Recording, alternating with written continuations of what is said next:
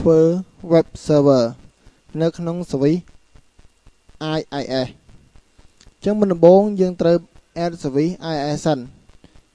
ចុចទៅលើ start control panel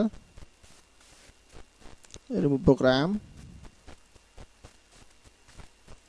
remove no component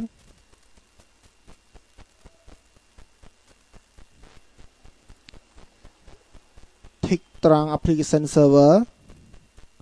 ចុច detail នៅត្រង់ IIS detail tick ត្រង់ពាក្យថា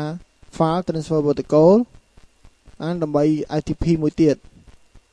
បាទអូខេបាទ next ភាសានេះខ្ញុំបាន add ហើយខ្ញុំមិនចាំនេះខ្ញុំ cancel យកតែម្ដងទៅ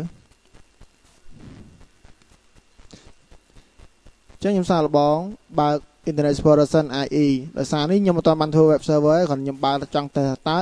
ដើរឬក៏អត់ចឹងខ្ញុំវាយ HTTP ខ្ញុំអាចវាយជាឈ្មោះ domain name ឈ្មោះ machine server ឬក៏វាយ IP របស់ server ក៏បានដែរឧទាហរណ៍ខ្ញុំវាយ IP 192.1.1 នេះគឺជា IP របស់នេះគឺជា IP របស់ machine server ចឹងបើសិនពាក្យនេះវាអត់ស្គាល់ទេមិនថាវាអត់ស្គាល់ឬក៏ខ្ញុំវាយពាក្យថាអូខេខ្ញុំបិទទៅខ្ញុំមកសម្ដែងលើ my computer យក property computer name ចឹងកន្លែងនេះគឺឈ្មោះវា computer pdc.rup.uk ចឹងនៅត្រង់កន្លែង IE នេះគឺខ្ញុំបើក address http://pdc.rupp.edu.kh ជាធម្មតានៅកន្លែងនេះ PDC នេះគេមិនដែលស្គាល់ទេគេច្រើនវាយពាក្យ www.domain name តែម្ដងទីទៀតយើងនឹងធ្វើ DNS នៅត្រង់ alliance ដើម្បី forward ពី PDC ដូចឈ្មោះ machine PDC ទៅជា www វិញកាលនេះខ្ញុំឧទាហរណ៍ថាឥឡូវយកឈ្មោះ machine ធម្មតាសិនចុះខ្ញុំ enter ចឹងឲ្យនៅដើរទៀតចឹងគោលបំណងឡើយហ្នឹងគឺយើងចាប់ដើមធ្វើ web server ចឹងទី1មុននឹងយើងធ្វើ web server បានលុះត្រាតែយើងមាន web server ដែលយើងសរសេរ web server ដូចជា database ដូចជា web និយមវាហៅថា website របស់យើងតែមាន website មួយតែម្ដងចឹងឧទាហរណ៍ខ្ញុំចាប់ដើមបើក Explorer ហើយខ្ញុំជ្រើសរើស website មួយនៅក្នុង D lesson ចឹងទៅហើយនេះគឺជា folder ដែលផ្ទុក website របស់ខ្ញុំចឹងខ្ញុំឧទាហរណ៍ខ្ញុំ double click ខ្ញុំបើក website បើក file HTML មួយចឹងខ្ញុំសន្មតខ្ញុំថាខ្ញុំឧទាហរណ៍ថាយកអា program នេះ NNS នេះជា website ចឹងខ្ញុំឧទាហរណ៍យកធ្វើជា web server ចឹងទៅចឹងដើម្បីធ្វើ web server បានគឺខ្ញុំចុចលើ start program ជា tool យកពាក្យថា internet information service ដែលមានពាក្យថា IIS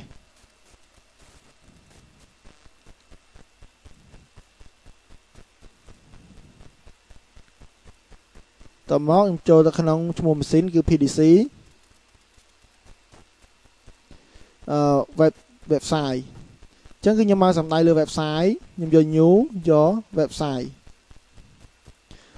next ចឹងកន្លែង description ហ្នឹងគឺកន្លែង description នេះយើងដាក់ឈ្មោះអ្វីក៏បានដែរមិនដាក់ថា web server next ចឹងត្រង់ចំណុចនេះគឺយើងយក IP របស់ machine server យើងតែម្ដងបាទនេះ HTTP port វាគឺ port 80ចឹងយើង default វាយើងមិនចាំដូរបើសិនយើងដូរ port ឡើង80នៅក្នុង Internet Explorer គឺយើងត្រូវដូរ port 80ដែរចឹងខ្ញុំមិនចាំដូរទេយើង next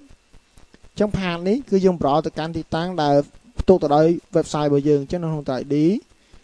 lesson នៅក្នុង website របស់ខ្ញុំចានេះ folder main មិនថាផ្ទុក website ទាំងអស់អូខេ next ចានេះតកតង read write បើសិនជា write គេអាចកែរបស់យើងបានប្រោបានចឹងខ្ញុំមិនចាំគឺ default មកយើងកែតែប៉ុណ្្នឹងបានហើយ next finish តមកយើងមានឈ្មោះមួយគឺ web server បន្តមកនេះគឺ file run មិនថា file main file index យើងគឺ page ដំបូងចឹងខ្ញុំត្រូវការកត់ឈ្មោះវាទុកគឺ rename វាមកចឹងខ្ញុំ copy ឈ្មោះហ្នឹងគឺ index.html ខ្ញុំ copy មួយមុន rename ឥឡូវខ្ញុំ copy ម្ដង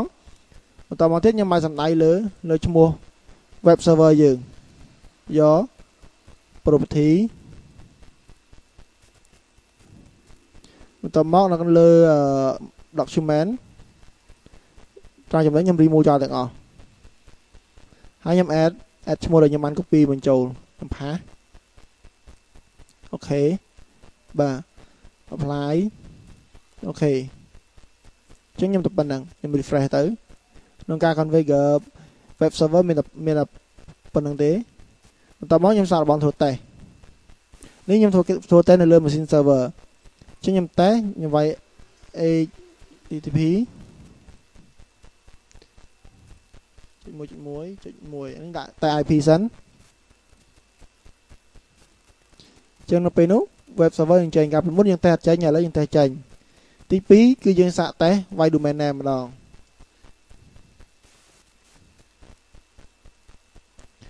HTTP PDS នេះ enter ចេញដូចគ្នាចឹងឡើយនេះខ្ញុំសាកតេស្តលើ client វិញម្ដងចឹងខ្ញុំបានតេស្តលើ Windows XP លើ client ចឹងខ្ញុំបើក Internet Explorer មកហើយខ្ញុំចាប់ផ្ដើមវាយ HTTP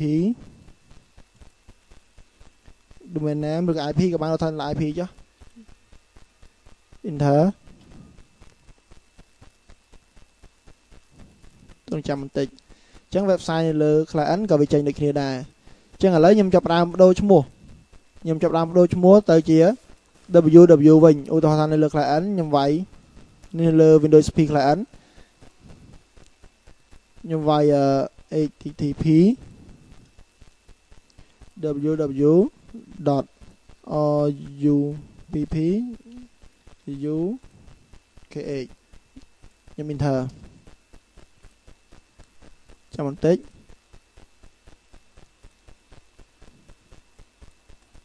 ចឹងវា error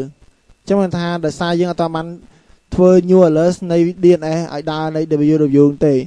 ចឹងខ្ញុំចាប់ផ្ដើមត្រឡប់ទៅកាន់ server វិញតែខ្ញុំបើកទៅលើ IE6 ខ្ញុំចង់តេស្តនៅលើ server ម្ដងទៀតថាតើ www ដើរអត់នេះគឺខ្ញុំតេស្តនៅលើ server វិញ www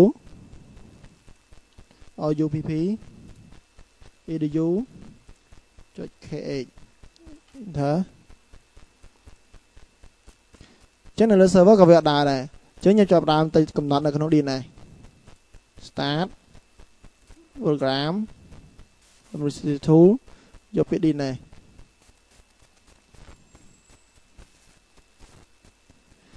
នៅត្រង់ forward up zone តើមកខ្ញុំមកសំដៅយក new alert ចឹងកន្លែងឈ្មោះខ្ញុំចង់ដាក់ឈ្មោះឲ្យក៏បានយើងចង់ឲ្យ www ឬក៏ mail ដាក់ mail ទៅយើងដាក់ www ចឹងពេលនោះវាទៅឈ្មោះ www.domainname.rupp.kh ប៉ុន្តែនៅត្រង់កន្លែង full នេះគឺយើងប្រទៅកាន់ path របស់ primary server យើងគឺ PDC អូខេចឹងដល់ពេលនោះយើងមាន file មួយហើយខ្ញុំ refresh បាទខ្ញុំចាប់ផ្ដើមបើក IE ម្ដងទៀតដើម្បីតេស្ត www វិញឬចុចលើនេះយកតែម្ដងមកអត់មានទេ http www.rupp.edu.kh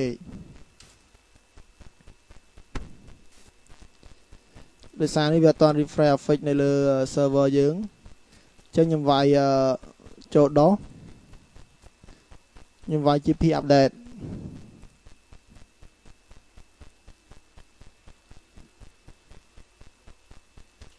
/fox ដើម្បីឲ្យវា refresh ស្វីសារថ្មី